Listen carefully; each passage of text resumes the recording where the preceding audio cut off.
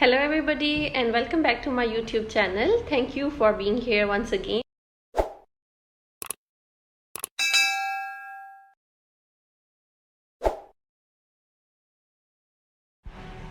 Okay, so in this video we're gonna discuss each and everything from scratch or inshallah I am hopeful that you guys gonna learn with me. तो हम इसमें start करते हैं कि हमने fibre के ऊपर जो कि फ्रीलांसिंग प्लेटफॉर्म है उसके ऊपर हमने काम किस तरह से करना है, हमने स्टार्ट कहाँ से करना है और उसको एक एडवांस लेवल पे किस तरह से लेकर जाना है. ये कोर्स जस्ट बिगिनर्स के लिए नहीं है. This is also for the people who are already level 1 and level 2 sellers on Fiverr because you gonna learn something new from मी.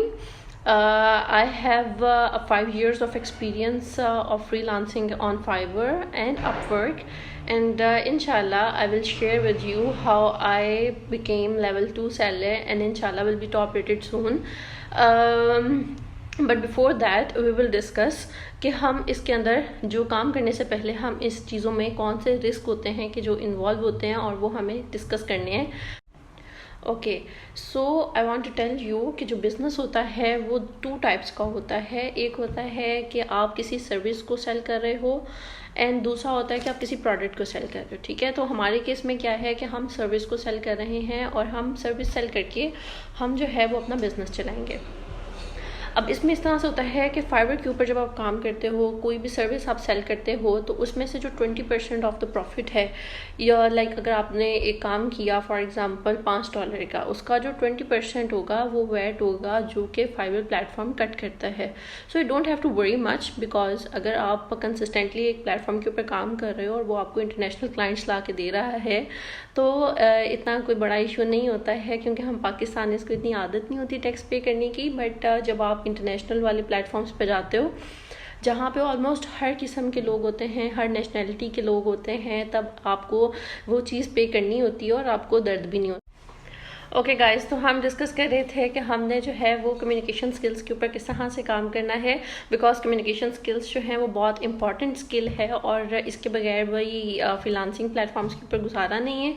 तो you must learn how to speak English with the clients. At least उतनी होनी चाहिए कि आप client की requirements को understand कर सको, क्लाइंट आपको अपनी बात को समझा सके और आप उसकी बात को समझ सको because it is very important. इसकी एग्जांपल ऐसी है कि अगर फॉर एग्जांपल एक क्लाइंट हमें कहता है कि आप हमारे लिए एक सिंपल सी वेबसाइट क्रिएट करो और हम उसे एक फैंसी वेबसाइट बना कर दे देते हैं इस खुशी में कि भाई हाँ वो क्लाइंट बहुत खुश हो जाएगा. बट ऐसा है कि वो नहीं होता है और वो इन रिटर्न हमें बैड रिव्यू दे के जाता है कि मेरी रिक्वायरमेंट्स के अकॉर्डिंग उसने काम नहीं किया है. तो मेक श्योर कि आप उसकी रिक्वायरमेंट्स को प्रॉपर्ली अंडरस्टैंड करें. This is 1 point. बाकी इंशाल्लाह नेक्स्ट क्लास के अंदर हम इसको इन डिटेल ऑन स्क्रीन हम प्रोफाइल को क्रिएट करेंगे और स्टेप बाय स्टेप आपके साथ सारी चीज़ों को लेकर चलेंगे, कौन सी स्किल्स होंगी.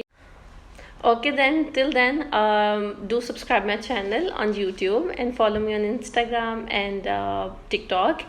बाकी इंशाल्लाह नेक्स्ट लेसन्स हम कल से स्टार्ट करते हैं और हम उसमें सारी चीज़ें डिस्कस करेंगे फ्रॉम A to Z. अल्लाह हाफिज़.